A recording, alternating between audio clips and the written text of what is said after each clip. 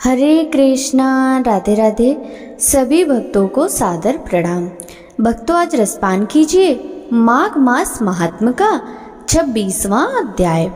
पथिक कहने लगा कि हे प्रेत, तुमने सारस के वचन किस प्रकार और क्या सुने थे, सो कृपा करके कहिए। प्रेत कहने लगा कि इस वन में कोहरा नाम की नदी पर्वत से निकली है। मैं घूमता घूमता उस नदी के किनारे पहुंचा और थकावट दूर करने के लिए वहां पर ठहर गया। उसी समय लाल मुख और तीखे दांतों वाला एक बड़ा बंदर वृक्ष से उतरकर जल्दी से वहां पर आया जहां एक सारस सोया हुआ था।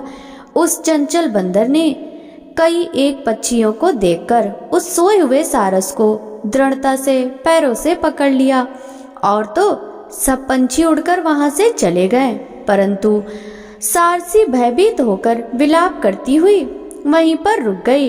नींद के दूर होने तथा भय से नेत्र खोलकर सारस ने बंदर को देखा और मधुर वाणी से कहने लगा, हे बंदर, तुम बिना अपराध मुझको क्यों दुख देते हो? इस संसार में राजा भी केवल अपराधियों को ही दंड देता है। तुम्हारे जैसे श्रेष्ठ प्राणी किसी को पीड़ा नहीं देते। हम अहिंसक और दूसरों के कर्मों को नहीं देखते।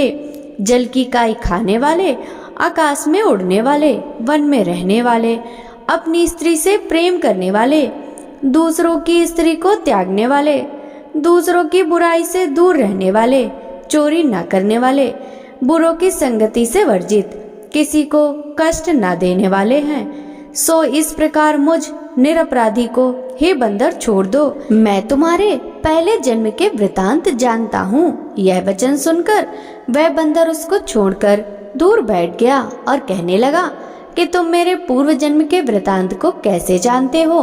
तुम अज्ञानी पक्षी हो और मैं वन में घूमने वाला हूँ। सारस कहने लगा कि मैं अपनी जाति की स्मृति के बल से तुम्हारे पूर्व जन्म का सब वृतांत जानता हूँ। तुम पूर्व जन्म में विंध्य पर्वत के राजा थे और मैं तुम्हारे कुल का पूज्य पुरोहित था। तुम राजा होकर अपनी प्रजा को पीड़ा दिया करते थे। विवेकहीन तुमने बहुत सा धन इकट्ठा किया। सुवानर, प्रजा की पीड़न रूपी अग्नि की ज्वाला से तुम पहले ही तप चुके हो। पहले तुम कुंभीपाक नरक में गिराए गए।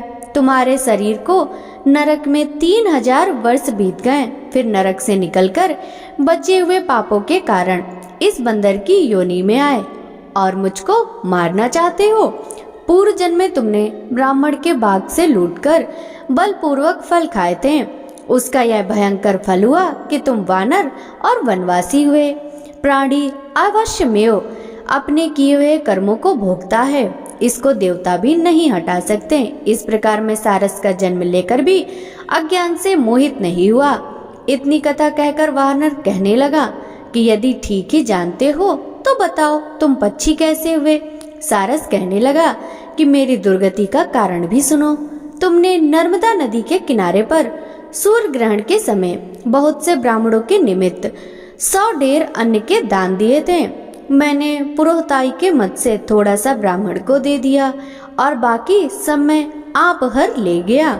इन ब्राह्मणों के द्रव्य का अपहरण करने के पाप से मैं पहले काल सूत्र नरक में गया और फिर रक्त करदूम नरक में, जहाँ पर बड़े बड़े कीड़े थे और रक्त तथा पीप से भरा हुआ नाभि तक नीचे सिर और ऊपर पैर किए हुए पीप चाटता हुआ उस दुर्गंध वाले नरकों में कीड़े आदि से काटा जाकर 3000 वर्ष तक उस यातना को भोगता रहा। मैं नरक के दुख का वर्णन नहीं कर सकता। फिर नरक की यातना से मुक्त होकर यह सारस का जन्म पाया, क्योंकि पूर्व जन्म में अपनी बहन के घर से कांसे का बर्तन चुराया था।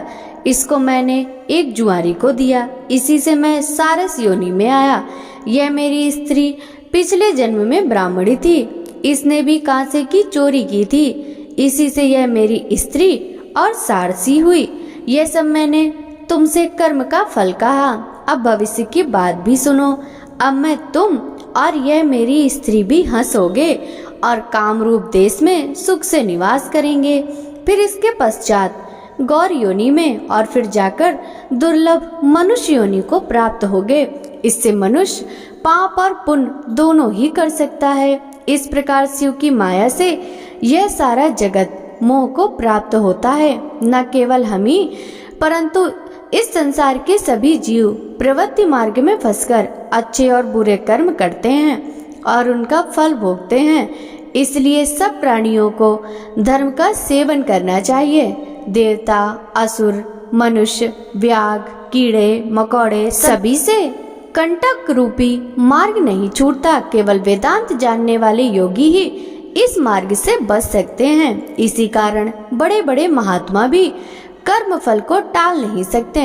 उपाय से तथा बुद्धि से कोई भी इसको नहीं बदल सकता। तुम पहले राजा थे, फिर नरक में गए, अब बंदर की योनि में वन में फिरते हो और फिर भी ऐसा ही जन्म पाओगे।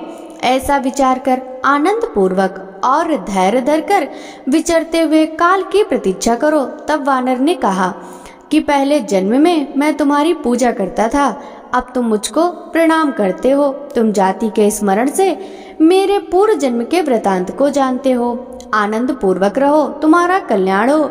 तुम्हारे वचनों को सुनकर मैं मोह रहित होकर वन में विचरूंगा।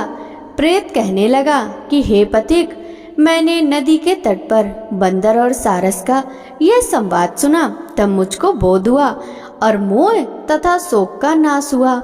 भक्तों, माघ मास महात्म का 26वां अध्याय समाप्त हुआ।